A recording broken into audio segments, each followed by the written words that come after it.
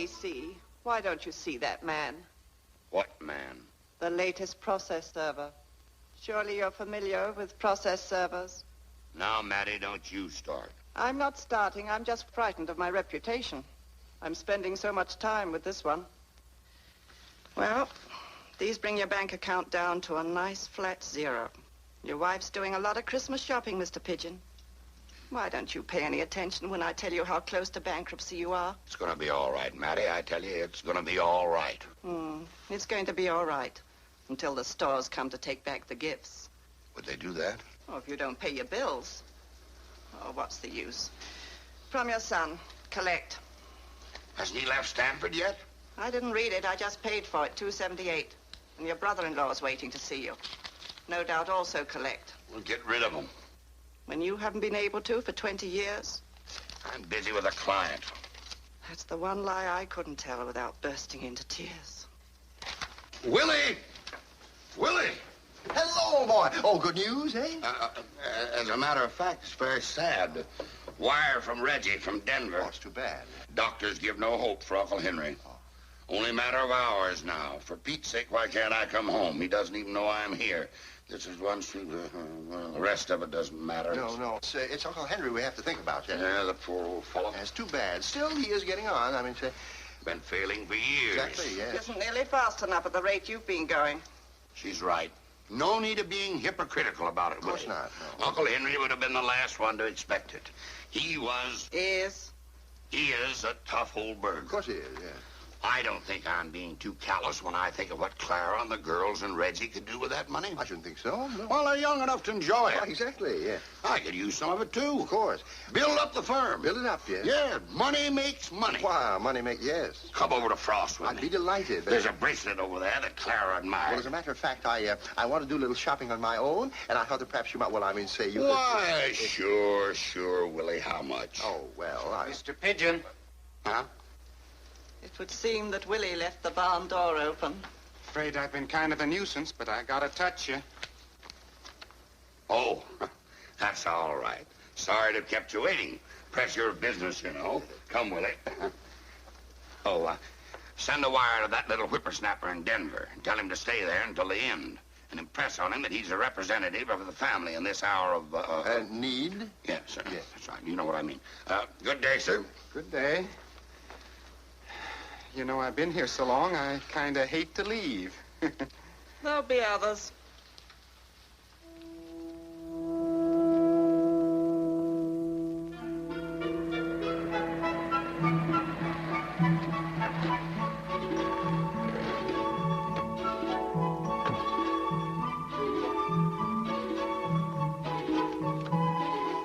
Good evening, sir. Good evening, McFarland.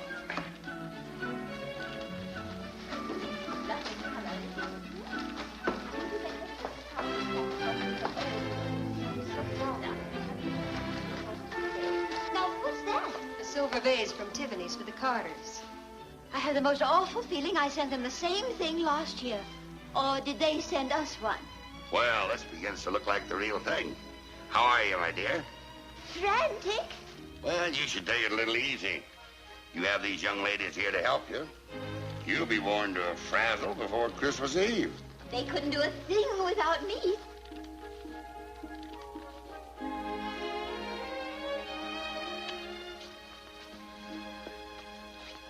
The tree is a beauty. Is it here? Oh, they're not to put it in the front window of the drawing room. You tell them, Miss Hempstead. Why not the front window? We've always had it in the front window. It looks pretty from the street. People who haven't such a nice tree... That's just it. Therese says it's all wrong. She's come back from Boston with a lot of new ideas. I hadn't time to listen to them, but it's about charity and not flaunting your wealth. She wants the tree in the library where less fortunate people can't see it. The tree has always been in the drawing room, and it's not going to be put in the library.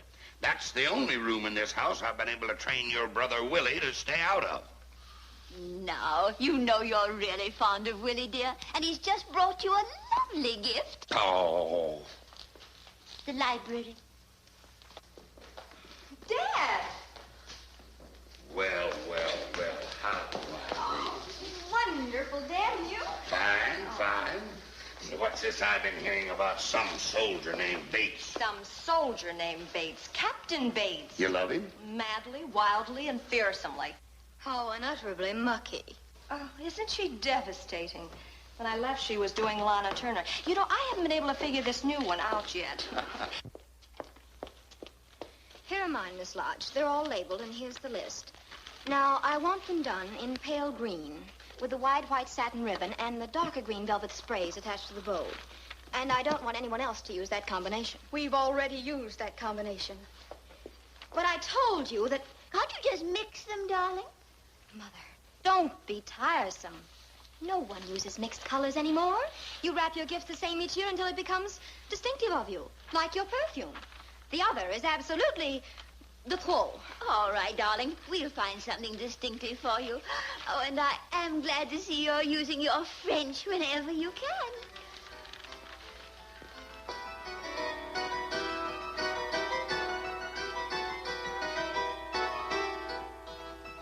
Now, darling, tell me about this young man of yours. Oh, you'll meet him.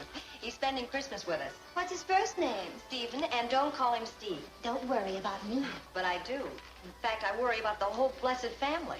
What's the matter? Not good enough for him? No, darling, it isn't that at all. It's just, well, we're so wacky, and he's been brought up differently.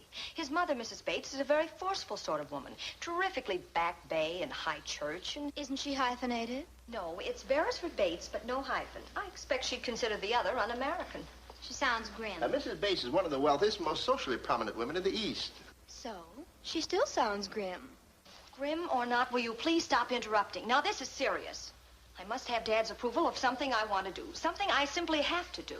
Well, what's that, honey? Bring a charity case into the house for the holidays. Someone who otherwise wouldn't have any Christmas. Well, why do you stare like that? What's so monstrous in the idea?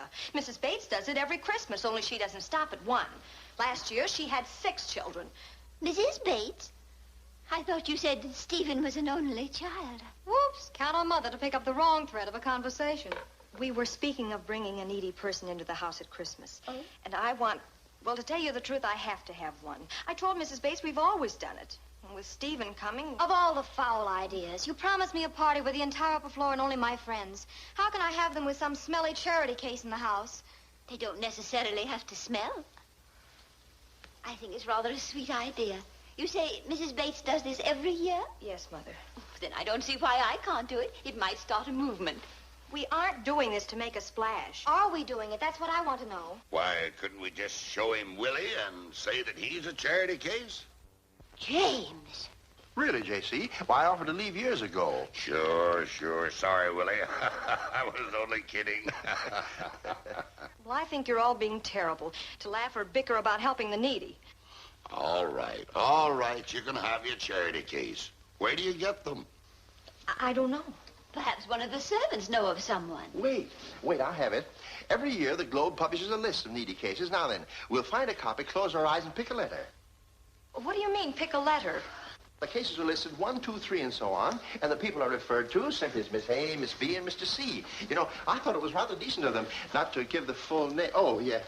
You know, I think that thank you, yes. Here, case 1.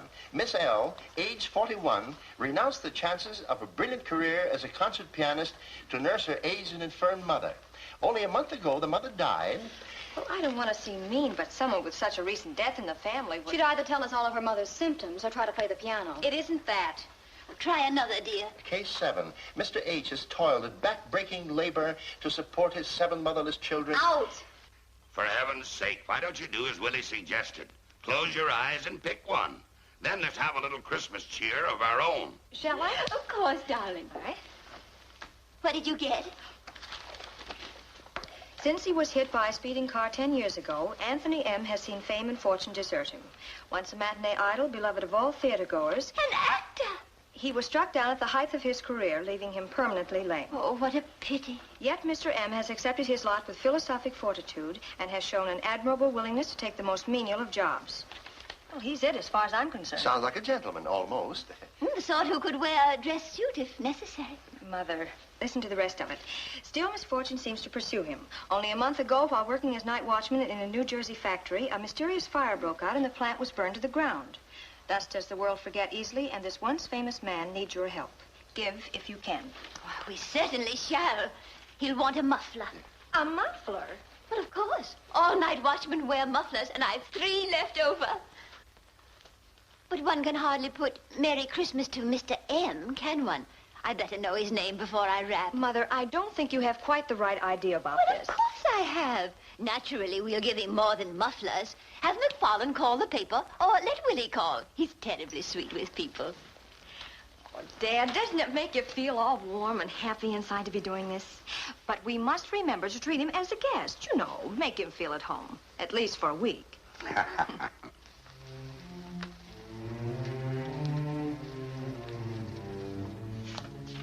You know, this organization was just about to drop you from its roles. I think you're very, very fortunate, Mr. Marchand. And I hope that this time you will behave with the proper amount of gratitude. Gratitude in most men is usually a secret desire to receive greater benefits. The chauffeur is here for Mr. Marchand. Thank you.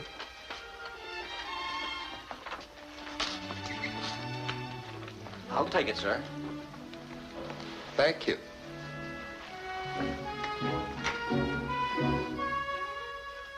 Thank you.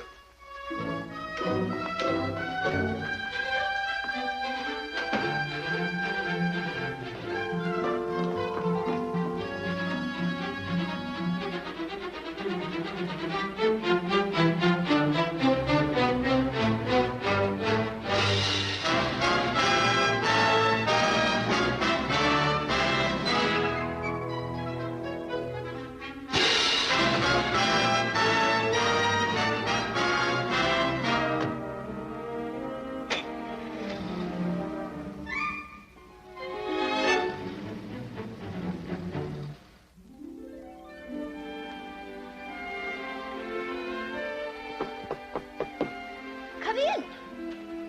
Well, where in the world have you been? I've been ringing for the last 30 minutes. I'm very sorry, madam. I was attending Mr. Marchand.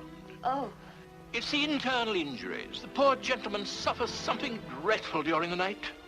A bit of egg and milk and a dash of spirits early in the morning, and he goes right back to sleep again. Needs it, I say. And think of the mornings that he hasn't had it. poor soul. That was very good of you, McFarland. You give him everything he wants. Very good, madam. Mother! Oh, Mother, he's perfectly delightful. Oh. So humble and grateful, and yet, I don't know, he wears poverty with all the charm of an Inverness cape. Oh, what a pretty idea. I must get dressed and meet him. Oh, McFarland, I was going to tell... Well, never mind. I'll ring for you later. I'm going to have to leave you for a little while. I haven't had my hair or my face done in days. I was thinking, Mrs. Pigeon, the velvet robe you got for Mr. Perry, could we switch that to Mr. M? The very thing. He couldn't possibly be offended at a robe. But we must be careful to call him Mr. Marchand and not Mr. M. I say, J.C., do you think Mr. M would resent it if I offered him my second best dinner jacket? You mean the one you've gotten too fat to wear, Willie? Oh, Sure, give him all that stuff. Make the old boy feel better. Splendid, splendid. So the man said, jump, I've got a blanket. And he jumped, and the man didn't have any blanket at all. It was very amusing. Willie. Oh, you're a connoisseur, my dear sir. I'm afraid I can't take credit for the wine. I leave all the buying to McFarlane. You're very fortunate to have him.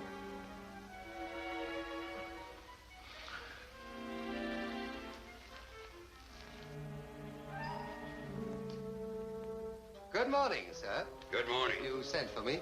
Yes, I wanted you to know that the car is at your disposal. Thank you. Can't make you feel that you're a prisoner here.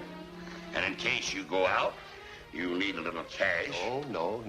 You're very kind, but I couldn't possibly accept it unless you would permit me to buy a few small gifts for your charming wife and lovely daughters. Fine. They'd get a kick out of it.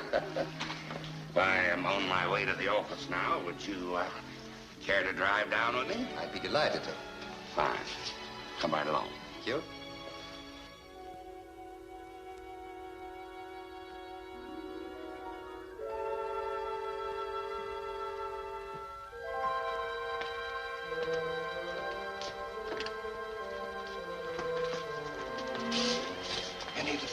sight? No. I'll take care of him. Hello. How do you do, sir? Pain. Very bad pain again. I stopped in a bar for a shot. Purely medicinal, of course. Oh, yes, of course, sir. Purely medicinal. Now, you come into the library with me, sir, and then later on, I'll help you upstairs, sir. Thank you. That'll be very nice.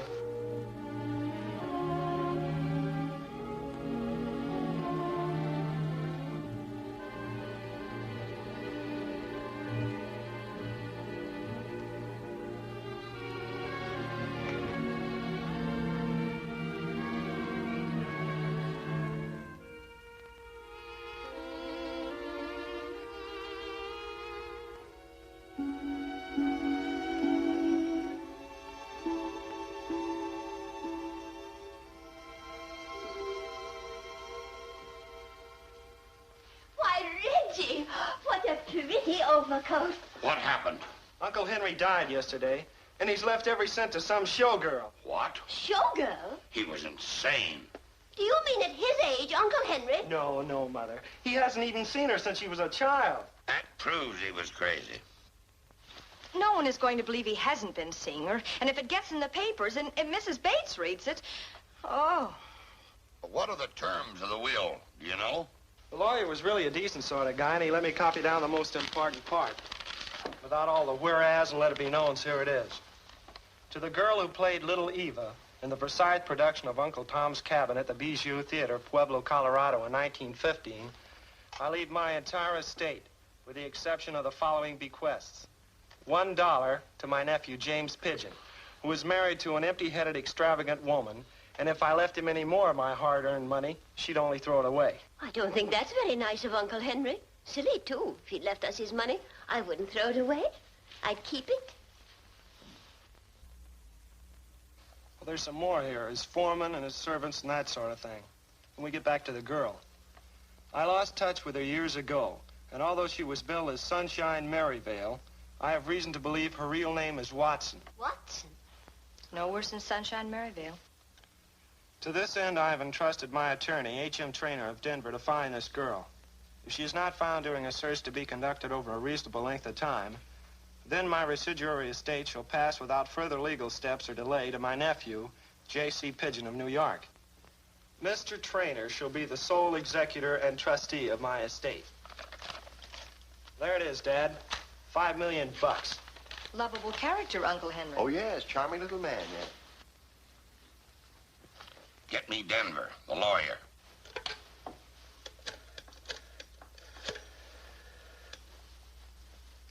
I want to place a call to Mr. H.M. Trainer, Denver, Colorado. He's a lawyer. He's in the book. J.C. Pigeon, Parkway 6, 4718. Turn on the Christmas tree light? What for? I don't know. I thought it would be more cheerful. I'll do it.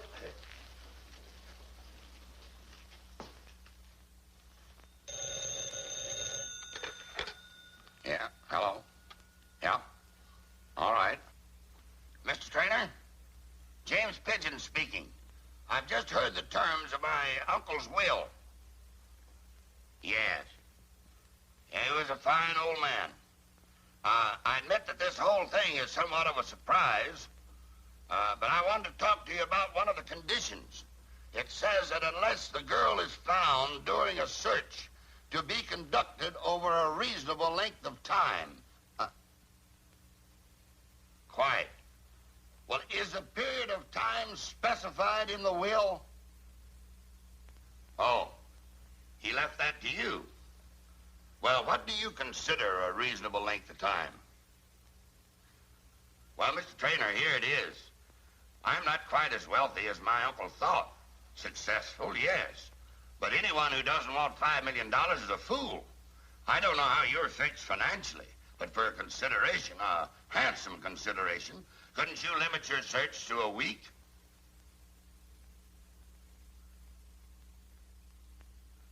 Right. Yes? Good, I'll keep in touch with you. Who was it said every man has his price? Never mind who said that. What did Trainer say? He's going to play ball. He has to advertise, but he's not going to make the will public. Simply insert notices in the papers without saying why the Watson girl is wanted. And he's agreed to limit the search to 1 week. If she's not discovered in that time, we get the money. Also, he slipped me a tip. What? Uncle Henry corresponded with the girl after the show moved on. She was so young she could hardly write. Just sent him silly little kid drawings of funny mans and stuff. I remember when you used to do that, dear. It was so sweet. Oh, Mother. Yes, Mother. What's the tip? I'm getting to that.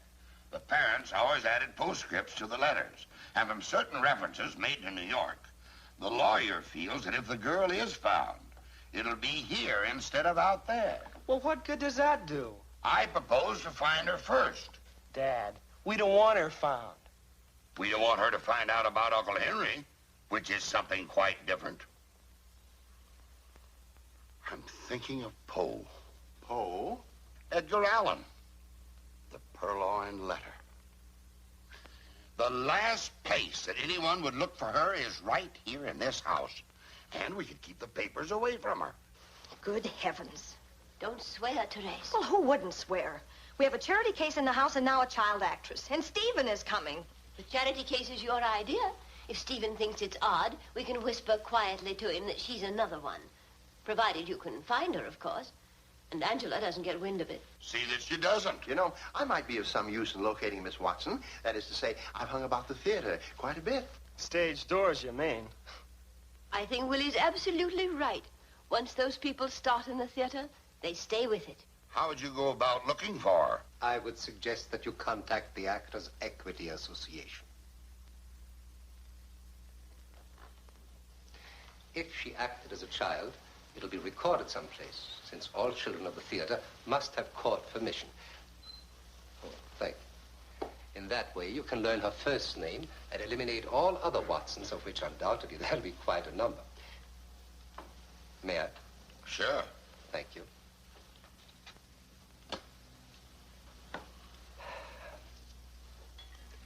Having learned her first name, you need only consult the files of Actors' Equity, and if she's still connected to the theater, they will have her address. I would be very happy to undertake this little mission for you, if you wish. Who is this guy? A guest. You said something about a charity case? I am the charity case, young man. And until this moment, I've been treated with a courtesy and kindness that springs from the heart. The pure in heart. This plan we were discussing, did you hear all of it? Enough to understand your motives, sir. And I apologize for what must seem like an act of eavesdropping, but I was on that borderline between sleep and waking, trying to recover from a painful seizure which overcame me this afternoon while out shopping. For a moment or two, it was impossible for me to move. Why don't you face it, Dad? If we find this girl and keep her from collecting, this charity case can live off of you for the rest of his life. Young man. You said every man has his price. Find out his. Make a deal with him the way you did with the lawyer. I have known misfortune, poverty, humiliation. I've even known the shame of having to beg. But I have never received such an insult as you have just delivered. I have no price, young man. Unless the value a man places upon his honor may be called a price, and if that be so, yes. My price comes high, for I have honor. Honor in the face of adversity. Honor in the face of death. And though I starve or freeze to death, I cannot, I will not remain in this house any longer.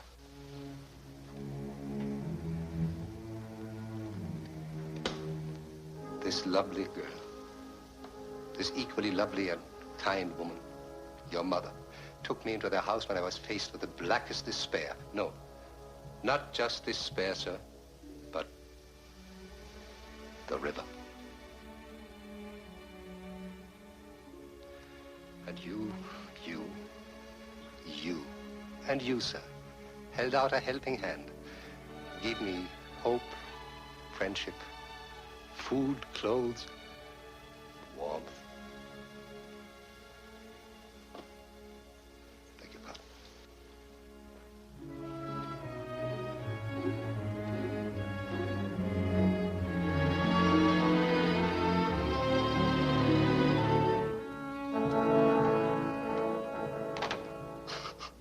Boy, what an exit. You're absolutely heartless. It's that Western education. I don't think you should go on with it, Reggie. It's hardened you. Hogwash. Silence. You will apologize to Mr. Marchand, Reggie, and see to it that he stays here. And I think we should accept his offer to help look for the Watson girl. Willie can go with him tomorrow. Hello.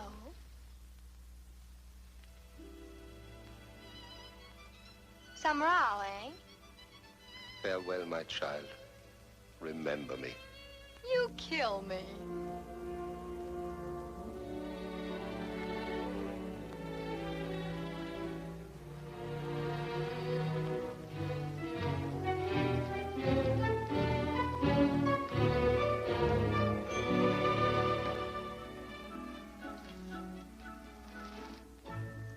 And what do you want for Christmas? Oh, brother. If you're a lady, perhaps you're hoping that certain somebody will give you furs.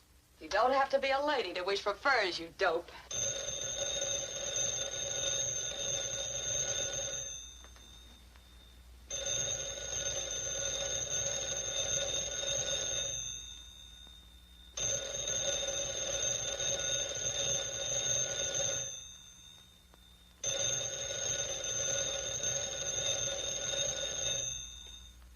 Hobson's wet wash. You bring it, we ring it. I beg your pardon, I've dialed the wrong number. Oh, hey, wait a minute.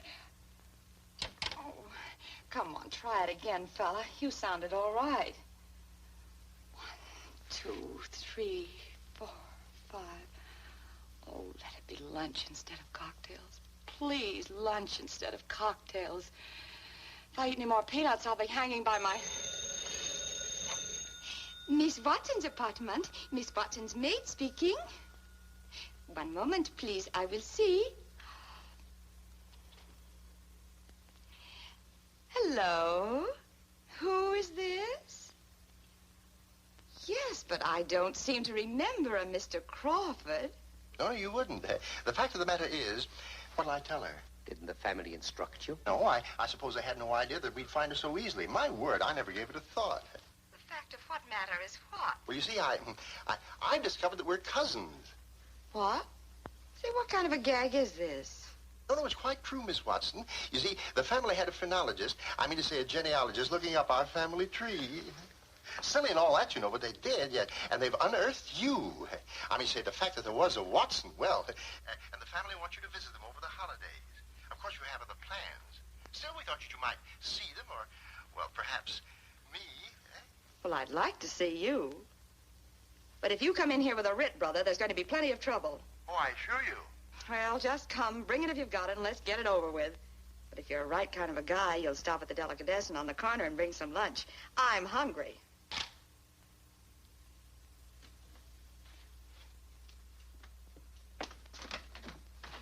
Oh, I say.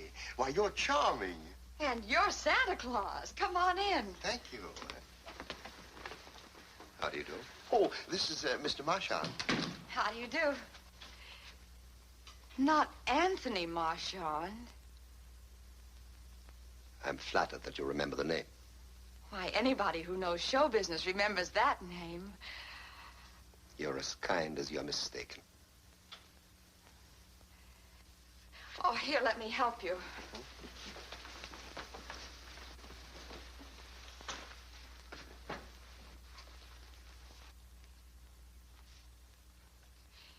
Now, what's this cousin business? Isn't it wonderful? I telephoned the family that I'd located you, and they're delighted. I'm to bring you home with me, bag and baggage. Are you kidding? On my word, ask Mr. M. I mean Mr. Marchand. No. Mr. M is both sufficient and correct. And lest Miss Watson labor under any misconceptions, I should like to explain my connection with this happy affair. You see, Miss Watson, I'm a charity case. Oh, I say, do we need to? I'm a charity case who's had the very great fortune to be invited into the Pigeon household for the holidays. The Pigeon household? My brother-in-law's J.C. Pigeon. And they want me to visit them, too? Oh, definitely. Well, they sound like nice people. Oh, what fools we are. In our eagerness to reach Miss Watson, we forgot to buy the necessary liquids with which to wash this down. Why, of course. I noticed the place right next door as we entered. Oh, yeah. Do you like champagne, Miss Watson? Oh, with food, I like anything. You do? Well, that's wonderful. I'll be right back. say. Look, Mr. Marchand. I find it exceedingly pleasant. Well, you're not ready for the grave yourself. Thank you. But seriously, we're troopers, see? We speak the same language. And strictly between you and me, this Pigeon family is nuts. Nuts? I'm no more related to them than I am to you. You think not? Well, I know darn well I'm not. But if they think I am, I'm moving in, because this is a kiss from Cinderella. I owe 2 months' rent, and I haven't got a bean. I've got clothes because they're my stock in trade. I've got 3 bottles of nail polish and a bottle of bleach. And as long as they hold out, so can I. But after that... Aren't you a natural blonde? On the mousy side. My mother started the bleaching business when I was a kid, because for some reason, people always seem to go for blonde kids. I used to play in stock. Really? Well, fine training for any actor. East Lynne, Great Divide, 2 Orphans, Uncle Tom's Cabin. Uncle Tom's Cabin. Fine training for what? When I was 5, I played Little Eva until I was as black in the face as Uncle Tom. This is what I mean. They must have an awful lot of dough. Maybe it isn't honest when I know they've made a mistake. And I wouldn't want you to think I'm planning to really chisel them out of anything. I won't. But I'd just like to sleep for a while in a bed that doesn't pull out of the wall.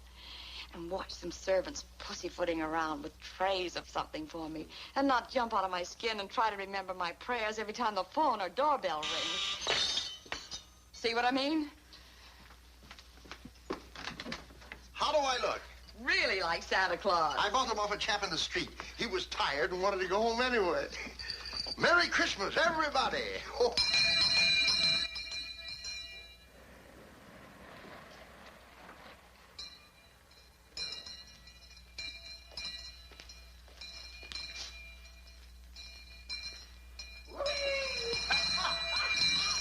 Should old acquaintance be forgot and never brought to mind?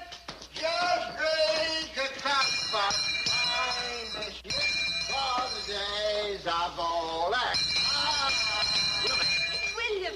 Miss Watson, our new cousin. Oh, Miss Watson was so surprised at finding that she's related to you that we had great trouble in persuading her to accept your invitation. My dear, how nice. I feel far too little stress is put on family in these careless days. Happy to meet you, Miss Watson. Any of my wife's relatives are welcome. I beg your pardon? It was swell of you to look me up. Oh, this is Therese and this is Reggie. And our little daughter is in bed. Your little daughter is neither little nor in bed. Then you should be. I expect you'd like to go directly to your room. I'll show you up. James, pay the cabman. What in the world are you doing? I won my bell. Reggie, get Willie to bed. I'm afraid you're not getting a very good impression of us, Miss Watson. Willie's always such a gentleman. He isn't the first gentleman I've seen with a snootful. A snootful? Oh, Stephen. What's that? I said Merry Christmas.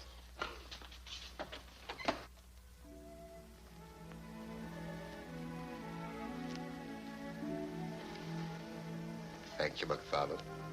This'll help me sleep. Oh, I hope so, sir. I brought you some of Mr. Crawford's sleeping garments, sir. Thank you.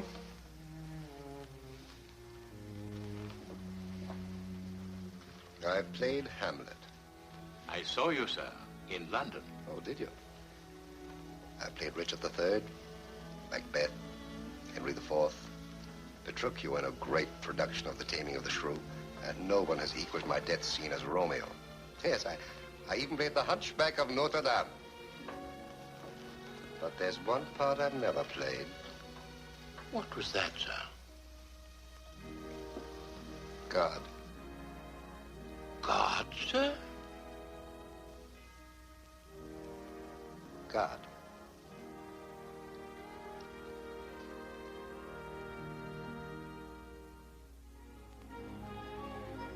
Good morning, McFarland.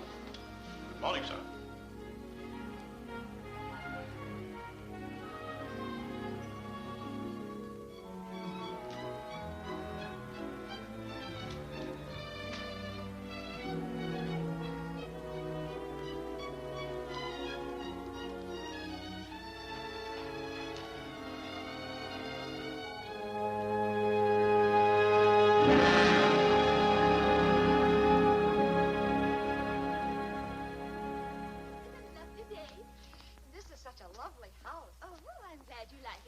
had it done over. I hope you like the chinoise influence. Chinese Chippendale, you know. Oh? I hope you slept well, my dear. On a bed like that, not even a guilty conscience could keep me awake. What an amusing way of phrasing it. What on earth is the matter with you, James?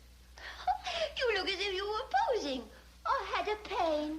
I'm not posing, and I have no pain. I'm thinking, and it does not cause me pain to think. Oh, dear, he's cross this morning. You might say good morning to Miss Watson. I might if I were given the opportunity. Good morning, Miss Watson. Good morning. Husbands. James, What? get your breakfast. There are kidneys this morning. I haven't finished my juice. Oh, those scrambled eggs look like something out of this world. Good morning, ladies. Mr. Pigeon, sir. Good morning. Good morning, Mr. Marchand. I hope you had a good night. Thank you, madam. Better than usual. Ah, thank you, McFarland. Purely medicinal, sir. And how are you this morning, sir?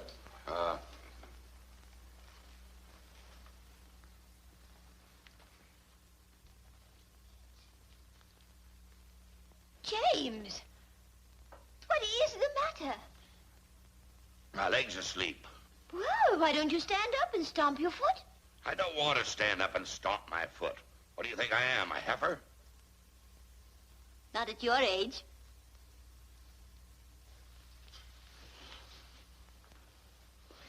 The whole thing about the will is in the morning paper. I'm sitting on it. Get it when I stand up. I'm sorry.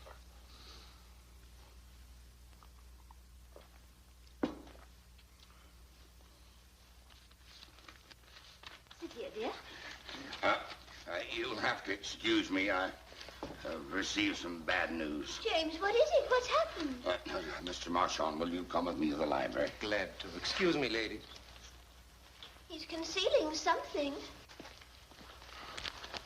Thank heavens we got out of that. Keep the Watson girl occupied and send Mrs. Pigeon to me in the library. Glad to.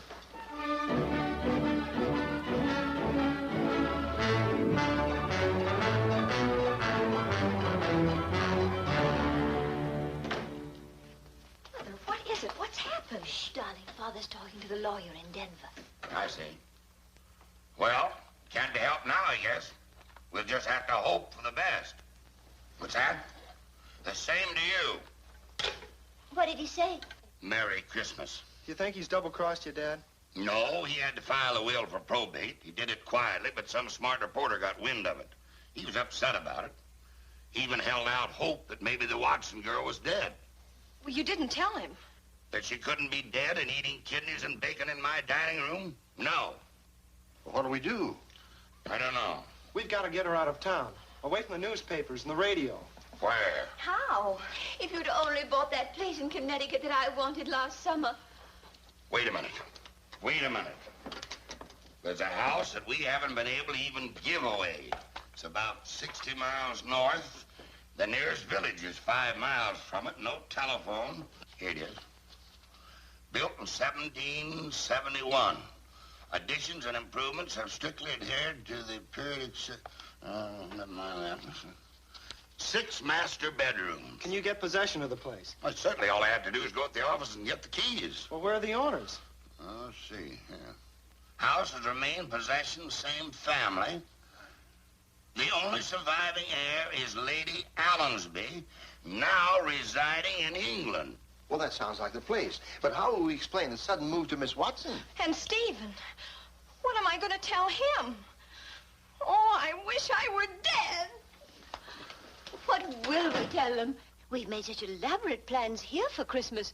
They're sure to think such a sudden change odd, at least. Yeah, give me time. I'll think of something. Oh, yes, and order me one of those tall things that Mr. M has for breakfast.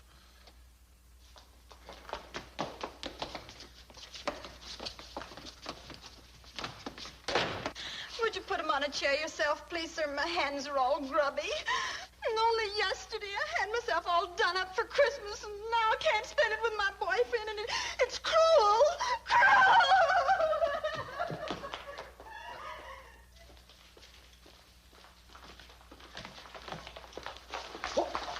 Oh, I beg your pardon. I'm sorry. All right. Thank you. Yeah.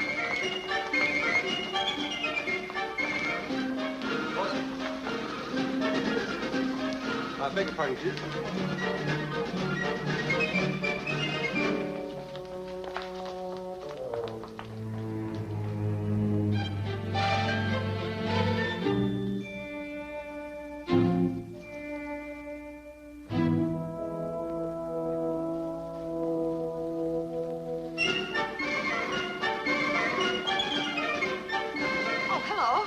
I guess you're the boyfriend from Boston. Well, Therese and Mrs. Pigeon will be down in a minute. In the meantime, make yourself at home. Thank you, thank you. Oh, my dear boy, such a dreadful reception. But have you heard? A dear aunt of Mr. Pigeon's has just passed away, and he insists on spending Christmas in her old house in the country. It's been in the family for generations. Holds memories, you know. But it's so tiresome for you. Oh, not at all. And I am sorry to hear it, but I'm afraid this is no time for me to be intruding. Oh, no, it isn't as if she were here and we had to go to a funeral. She passed away in South America. It's just, well, shall we call it a sentimental pilgrimage? Have you met Mr. Pigeon? Or is he here? Unless, Oh, dear, no. That's Mr. M. I mean, Mr. Marchand. He's a charity case. We always have charity in the house at Christmas. I understand your dear mother is an advocate of the same idea. Yes, she is. Oh. Well, there's no use my showing you to a room. We are going to start very shortly. So will you just make yourself comfortable and I'll send Therese along. I'm afraid she's taking longer than usual to dress.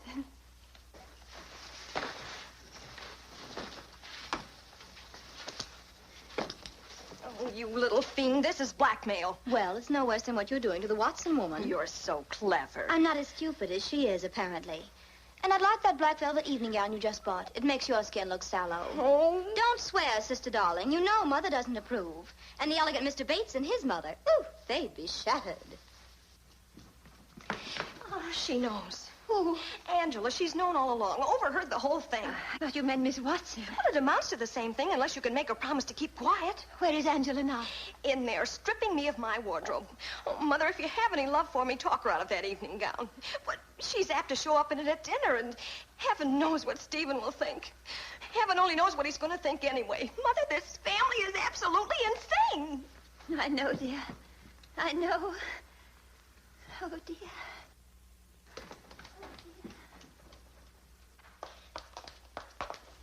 Stephen. Darling. Oh, Stephen. I'm so sorry. All the lovely things we planned, the theater, dancing, and, well, just being with you.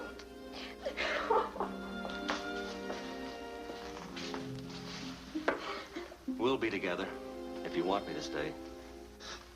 And there'll be years ahead of us in which to do the other things. Yes, Steve. If you say so.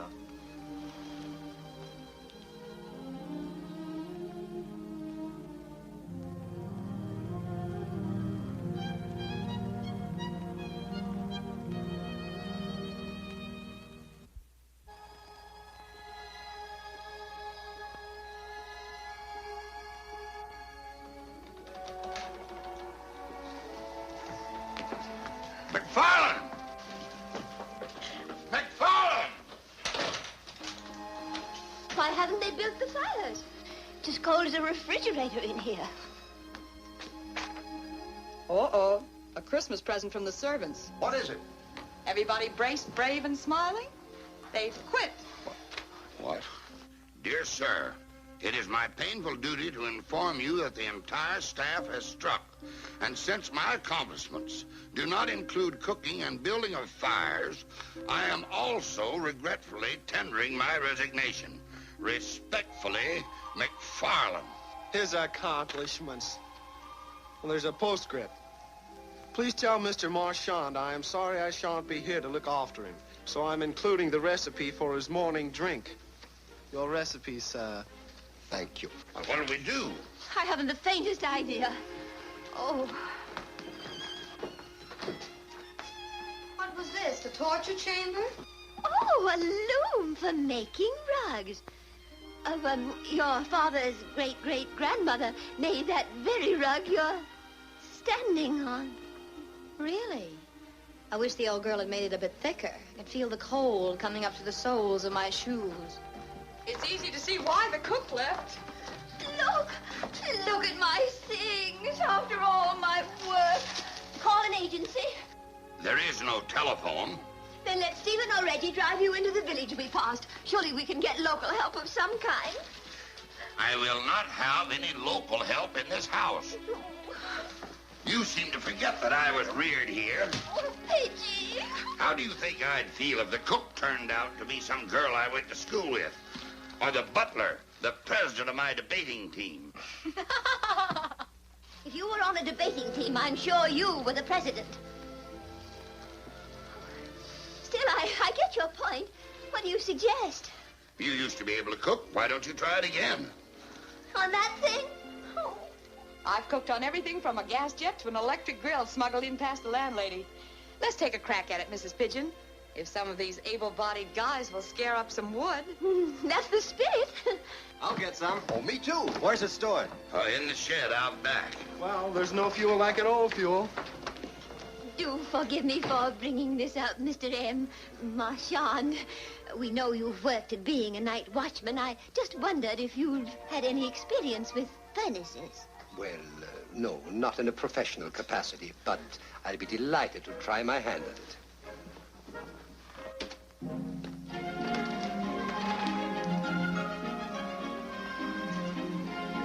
How's this? That's swell. Oh, dear. What's the matter besides everything? I just remembered that factory that burned to the ground. What factory? The last place Mr. M worked. I suppose he had nothing to do with the fire, poor soul. But I just asked him to try and start a fire in the furnace. You better go down and stay with him, Willie. Well, where is it? In the basement. Oh.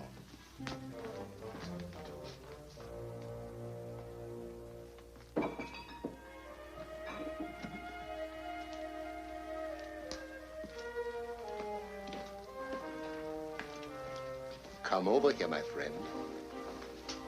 Brandy. Bottled when we were mere children. My first impulse, of course, was to take it upstairs since everybody is cold and slightly depressed. I've also been informed that no supply at all has been brought. What? Christmas notwithstanding. That's terrible. It seems Captain Bates does not approve. And I had him sized up as a regular fellow. Let's take it up anyway. The rest of them could use it. On the other hand, wouldn't it be cruelly unkind to raise their hopes and then find upon opening the bottle that it had been ruined by age? Oh, but age improves. We should sample it first. Well, perhaps it would be, as you say, kinder. Infinitely. Now, over there is what was undoubtedly the caretaker's room. In it, you may find some glasses.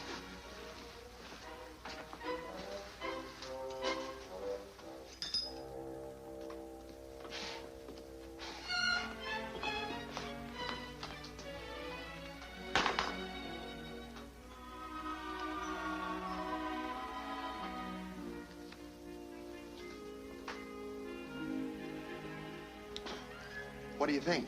I seem to detect a slightly exaggerated flavor of age. We shouldn't have drunk it so fast. Let's go slow on the next one. You know, we're supposed to be building a fire. Oh, yes, and so we shall. Oh, look. McFarland, the benign soul, has already laid it. Now, all we need is kerosene to start it. You think it's safe? Certainly. Only way to start a fire. That fire you were in, you know how it started? They never found out.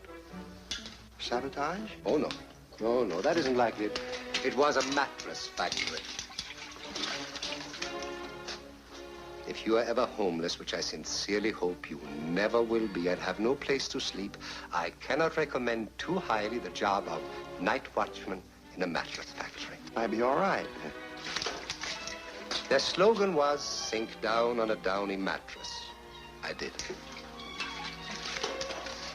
Now, I'm morally certain I extinguished that cigarette before dropping off.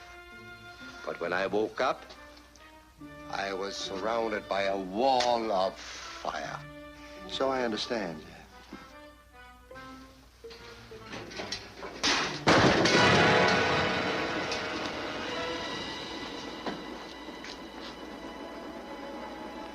shouldn't have closed the door.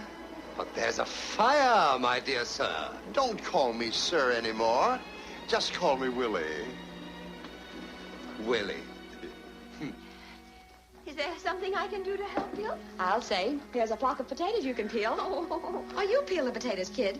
Your mother and Therese can be doing something else. Kid, did you say? Yeah. Everybody else around here is trying to act like a good sport. I thought you might like to join the procession. How utterly mother's little helper and all that sort of thing.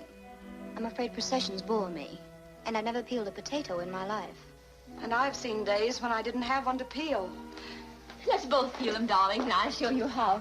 You know, when your father and I were first married, I had to learn how to cook. He wasn't wealthy then. In fact, we had some hard times at first. How touching. Why didn't you move in here with his aunt? She was always so fond of him.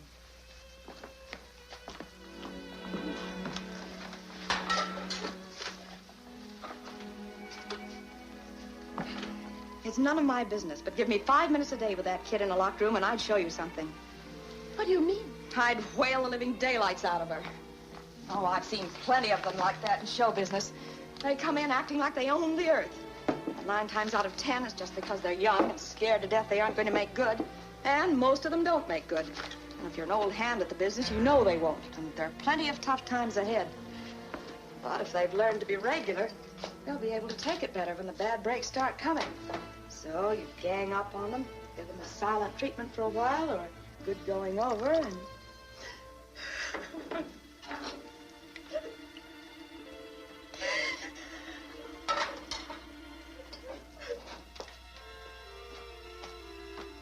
Why, Mrs. Pigeon. Oh, that's the trouble with me. I talk too much. And I forgot for a minute that she was your kid and how you must love her.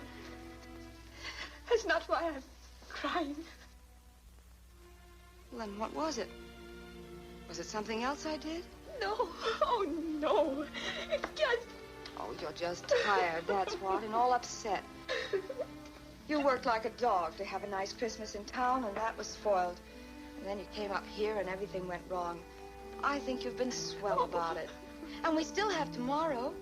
We can whip this joint into shape. We can get another tree, even if we have to cut it down. And we can trim it in the old-fashioned way with cranberries and popcorn. I had one like that once. My mother fixed it up for me in some crummy old hotel room when we were on the road with Uncle Tom's cabin. And it looked just as elegant to me as that one you have at home in the library.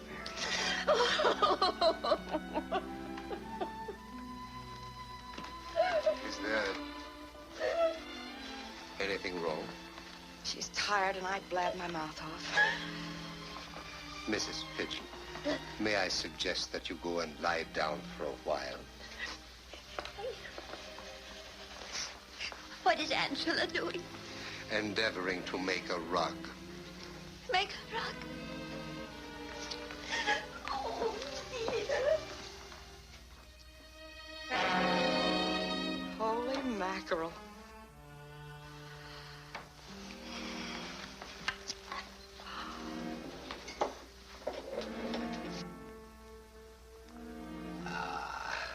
My admiration for you grows with every passing moment.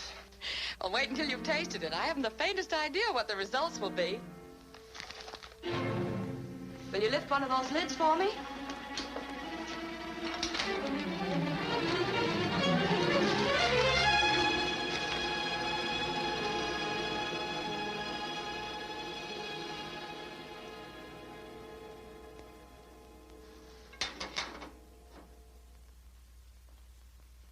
You won't find her. She ain't been here for 2 days, I tell you.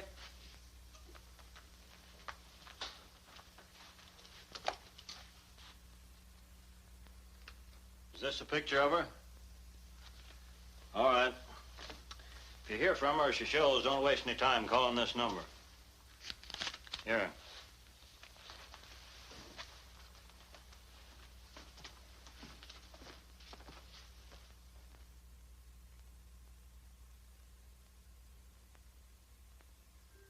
Oh, they made her a grave too cold and damp for a soul so warm and true. And she's gone to the lake of the dismal swamp, where all night long by a firefly lamp she paddled her white canoe. Ah, with sacrifice before the rising morn, vows have I made by fruitless hope inspired. Celestial pity I again implore, restore him to my sight. Refill on the flannels. Flannels, she calls them. My word, not that. Those are the best hotcakes I ever tasted. Swell. They're made strictly by the I wonder what else goes in method. Maybe I ought to patent it, huh? You do, and I'll finance you.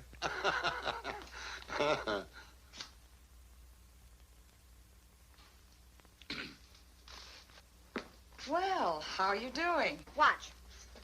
Oh, wherever did you learn to do that? Oh, a man in the show window of a grill taught me. You mean you went in and practiced with him?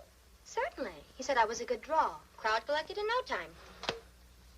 She must be a throwback. Are we going to get the tree? If Mr. Pigeon doesn't object. I want to do my imitation of George Washington. Use my little hatchet. Nobody's going to cut down any tree on this property. Don't tell me Aunt Carolyn planted them with her own hands. Yes, she was very fond of trees. And now that she's gone, We're going to have a tree. Every year we have the same old thing covered with fancy ornaments, and I'm sick and tired of it. I've never seen one done with cranberries and popcorn like Miss Watson had, and I want to. And I found a perfectly slick thing to make the popcorn in. I'm afraid that's a bed warmer, dear. Well, I don't care if it's a 16th century fly swatter. I'm going to use it. And don't misunderstand me. I wouldn't think of doing anything so childish as popping corn merely to eat it. But if it's going to be put to some use, that's different. Miss Watson's going to show me how to string this stuff, and so we're going to have a tree. Brother, what I started. And what you started, I can finish, Cousin Florrie.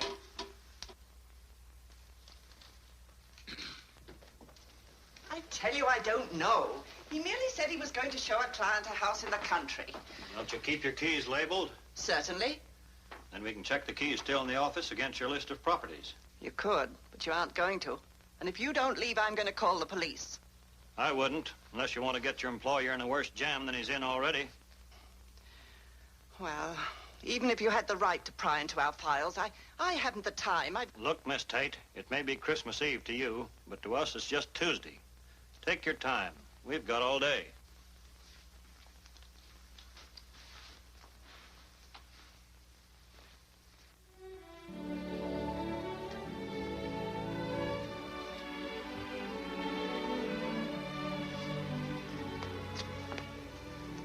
You're very quiet, Mr. Marchand. I'm watching a scene from the past. It is so indelibly stamped upon the memory of this house that a reenactment was inevitable. I don't get it. Observe.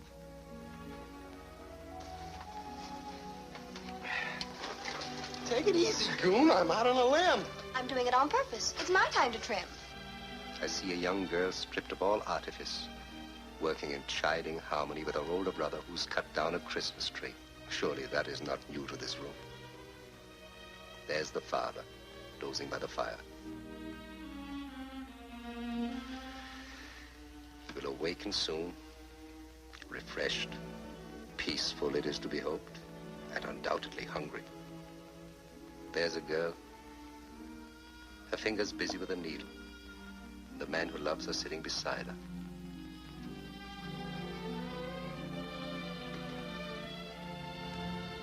Giving me the creeps. And where does Willie fit in? Willie. My friend Willie. In the older picture, he was a country bumpkin, the not too bright but quite amiable uncle, destined to never quite find his way and die as happily as he had lived. And Mrs. Pigeon? Oh. I don't know what came over me, but I've made some cookies. I do believe they're not going to drop. Well, swell. Hand me up some. What's that, cookies? Give me some. I'm starved. My puppets are working with such perfection they should be rewarded. I shall now go down to the furnace and see to it that they be kept warm.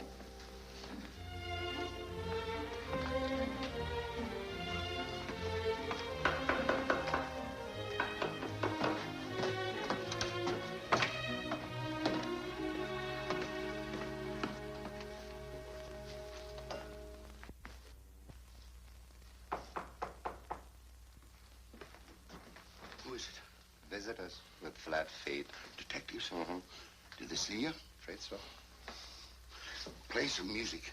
Do something. Make all the noise you can and keep Miss Watson out of sight. I'll try and get rid of them.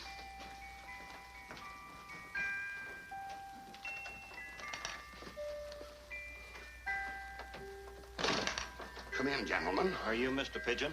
Pigeon? Pigeon? What? Isn't this the Allensby place? Well, it belongs to my aunt, Mrs. Carpentaria. Carpentaria? Yes, Carpentaria. You see, she is a descendant of Jean Carpentaria, one of our earliest settlers. Wonderful old house, isn't it? He built it in 1671. Of course, the additions and improvements have adhered strictly to the period and enhanced rather than detracted from its authenticity. It's really a remarkable example. We aren't interested in houses. Oh, no? No. We have reason to believe there's a Miss Watson here with a Mr. Pigeon.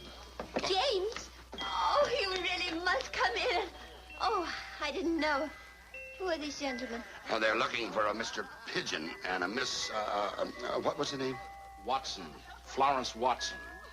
Do we know them? No, that is, I don't think so. Unless they might have been friends of Aunt Caroline's. But she's been dead for a long time. Oh, yes, yes. I'm so sorry we can't be more helpful. Hey, kid.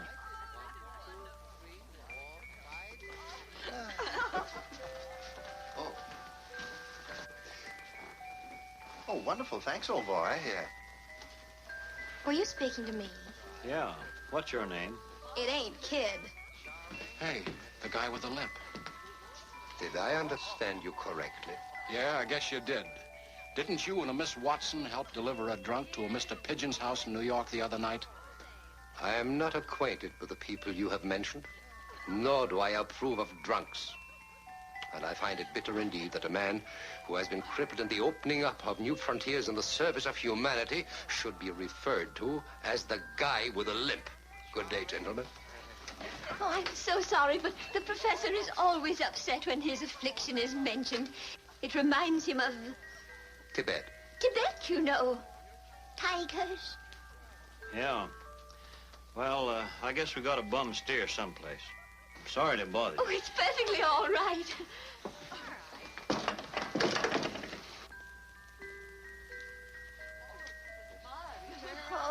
Oh. Think we were taken? Yeah, for a sleigh ride. That fat guy was scared, and I'll lay you 10 to 1 he was lying.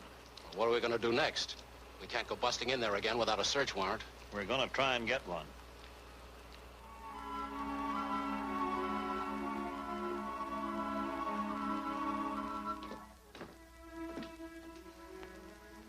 Where did you find it?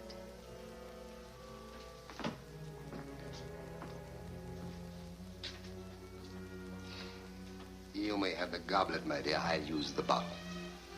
No, thanks. No? Thanks. It's none of my business, Mr. Marchand. But why don't you cut this out? When you speak of spirits, my dear, speak reverently. All right, if that's the way it is. But I wanted to talk to you about something. Something serious. And why not? A serious mood seems to have invaded this house today. Or no, we are the invaders. The mood belongs to the house. You say things in a way that other people don't. And that proves I'm right in what I was thinking. What were you thinking? About you. You know, Mrs. Pigeon told me something today. Maybe it was in confidence, but she didn't say it was, so I'm passing it on to you. Yeah. She told me that Mr. Pigeon was going to settle some money on you. Enough to keep you drunk for the rest of your life. I didn't think Mrs. Pigeon had that much humor in her makeup. Oh, she didn't say the part about the drinking. I did. From you, it has less humor. Yes, it has. Oh, I'm probably doing this all wrong, the way I do everything. But here it is for what it's worth. I don't think you need money so much as you need to get back where you belong. Not the theater, my dear. Well, why not? It's all you've ever known. And you're every bit as good today as you were when you were on top. Thank you. But there's a vast multitude made up of producers, spectators, actors that do not share your opinion. So without doing anything about it, you join the multitude. That's right. Say, you sound as if you are actually sincere about all this. I'm sincere in everything I do, right or wrong. Just a dumb dame. Probably more sincere when I'm way off on the wrong foot. But I've been watching you, and I know one thing. You're acting all the time anyway. So why not put it to some good advantage? Maybe not as an actor, but with Mr. Pigeon's money behind you, you could produce or direct. I got mixed up in the summer theater once. The kids that try out for that really try. They're so young and so anxious it hurts. But gee, if you directed them, gave them the benefit of your experience and ability, and one or two of them should hit, I think you'd get an awful wallop out of it. Wouldn't you? Wouldn't you?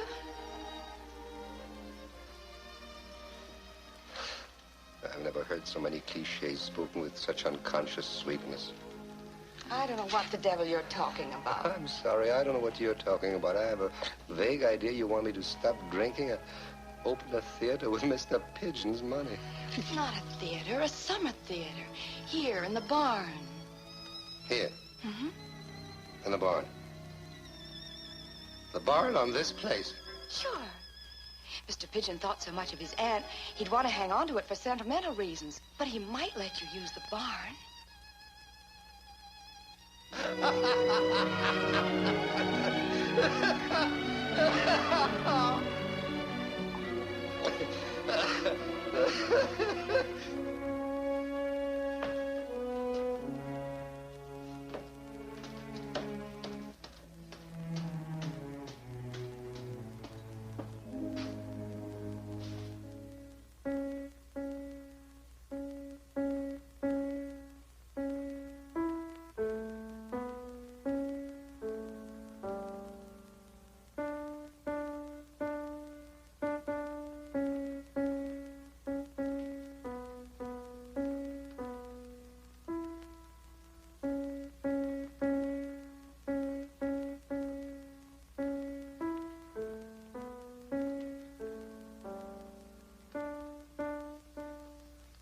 When do the services start?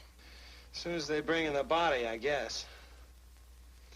What's the matter with the ones we have here? I know. Let's play games. Willie and I used to be rather good at charades. Didn't we, Willie? Oh, yes, quite, yeah. Oh, Mother, stop trying. This is ghastly, and you know it. How about opening our presents? If we did, we'd have nothing to do tomorrow. Oh, we'll have plenty to do tomorrow. We have a turkey and a suckling pig to cook. And all I know about either of them is that the turkey's supposed to be stuffed and the pig arrives with an apple in its mouth. Oh, dear. Oh.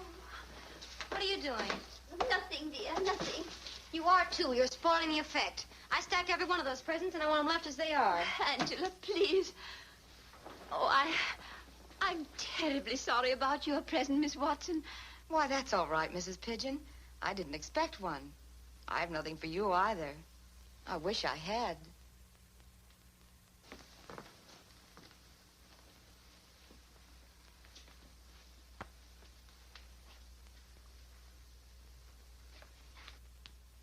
I have 6 presents for Therese, and she only has 5 for me. I'll give you the 6, Miss Watson. It'll serve her right, because I really shopped for her. All she did was leave it up to Mother to get me what I wanted. I bet you $5 she doesn't even know what she's giving me. Angela, so help me out. Therese.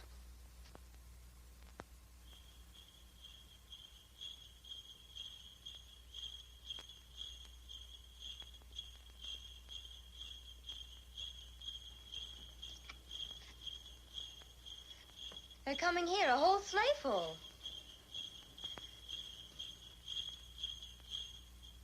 Oh, heavens, they're going to sing.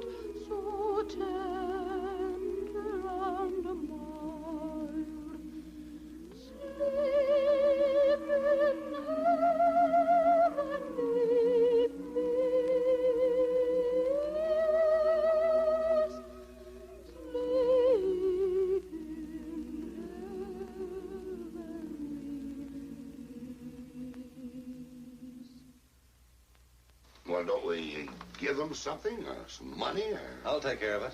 Want to go, Randy? Yeah.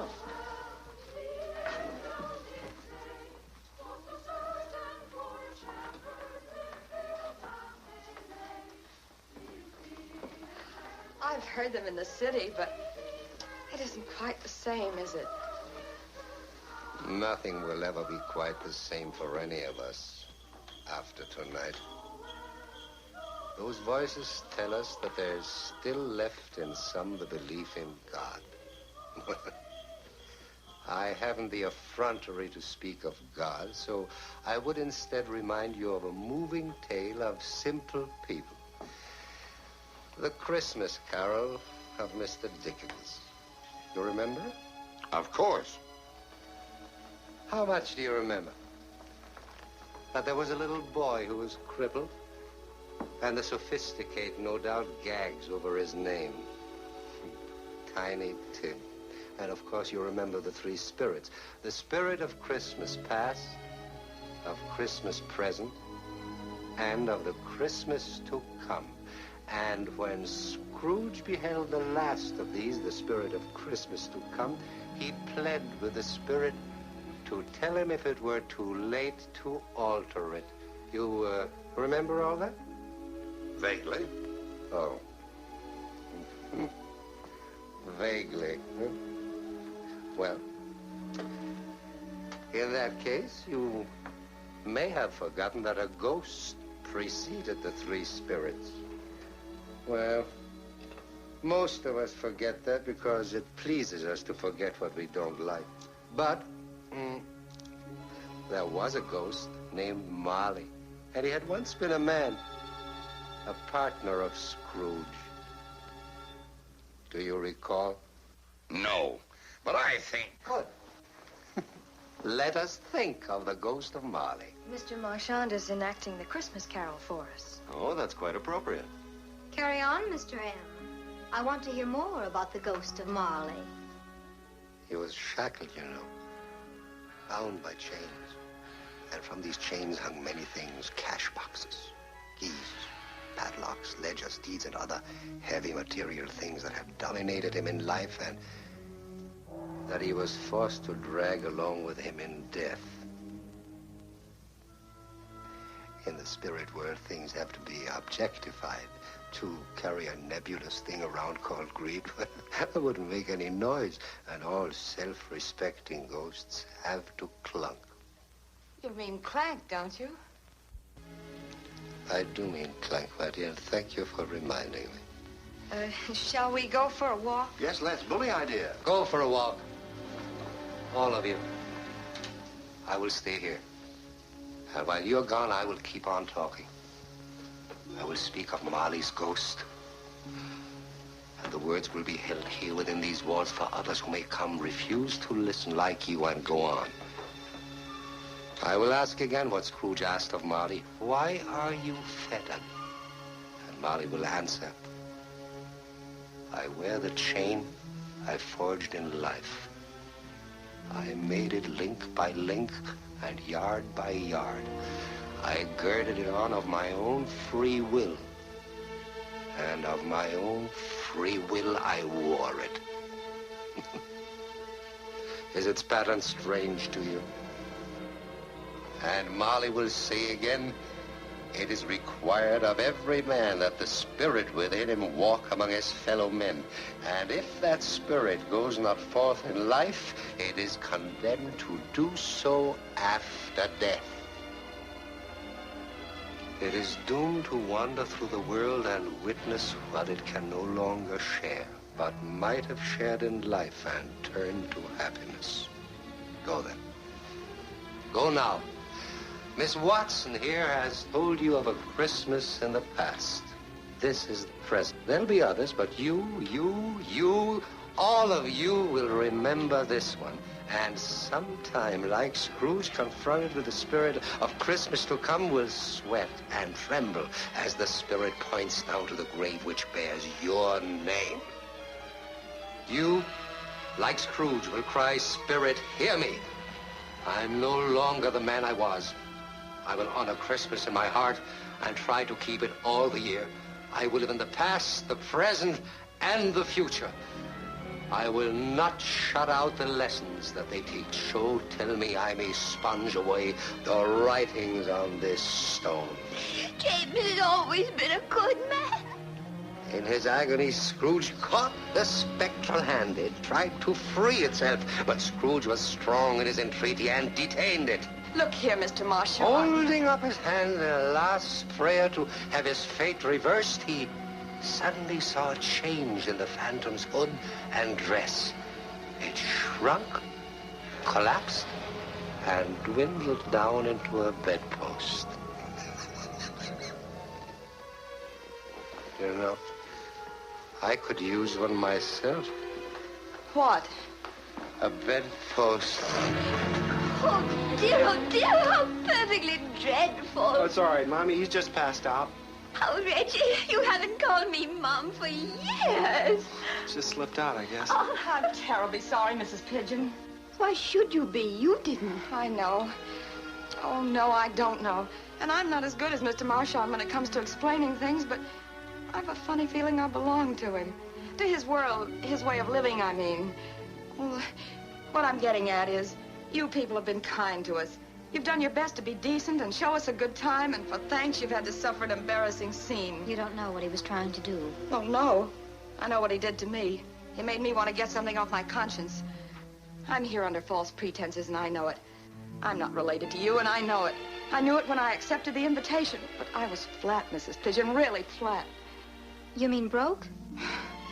You people don't understand what it is to be like that. But when Willie showed up saying you thought we were cousins, I said, hooray, let him think. And then I met you, and you were so nice to me that I got to feeling ashamed. Oh, I meant to check out right after the holidays, but until this happened, I was having an awfully nice time. It's been fun cooking with you, trimming the tree, and just being with you.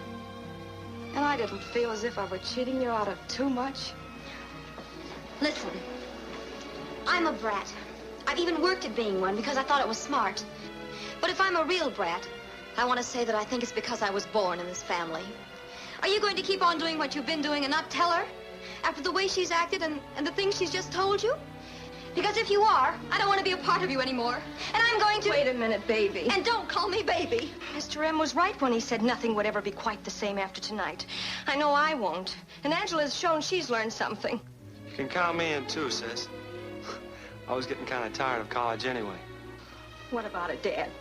Mother? James? Miss Watson has made a pathetically innocent confession when you consider what we have on our conscience. Well, whether or not we tell her, I have to tell Stephen. And that means more to me than the loss of money. Therese, what's this all about? Listen here, Captain. This is something I'd like to know myself. Go ahead, Therese. Tell her. I don't know whether I'm telling this to Stephen or to you, but we've been cheating you, at least trying to cheat you out of an awful lot of money. $5 million. I thought you people were really getting worked up about something for a minute. But it's okay. If this is the kind of games you play on Christmas Eve, I can take it. Charade, you call it, don't you? But it's true. We did it. I'm telling you, $5 million. Sorry, Miss Watson. I'm not. I'm glad. And I hope we can do this again next year. It's all right, darling. It's all right. Would anybody mind if I love you and your family? Would anybody mind telling me if we have any nutmeg in this silly house? I am making Tom and Jerry's.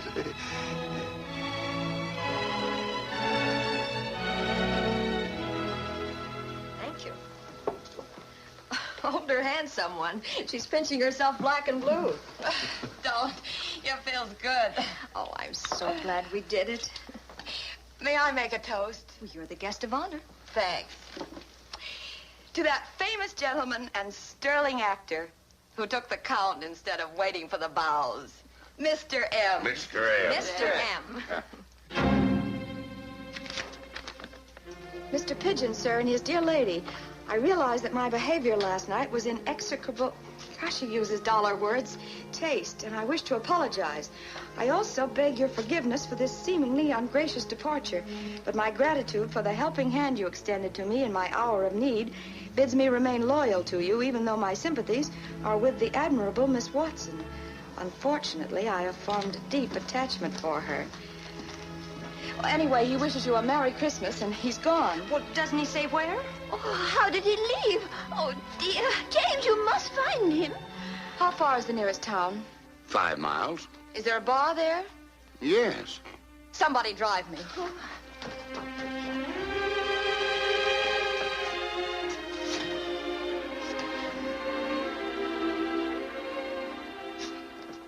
I read your note. Oh.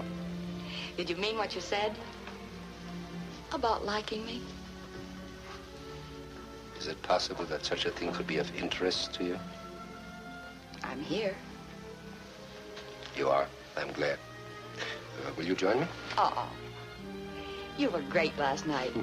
But you missed the climax. They told me about the money. Well, Was that all you have to say? what else is there to say for me except that I'm very happy for you? $5 million is a lot of money. I'm cutting them in. After all, I don't even remember the old guy that left it to me. Bless him forever. I like the Pigeons. Let them have their share. You decided on an amount? 50-50. Well, after all, there isn't much difference between $5 million and $2.5 million. $2.5 million. There just isn't that much money in the world. Oh, by the way, have you got some change? Well, no, I haven't got any. Haven't you? Not a nickel.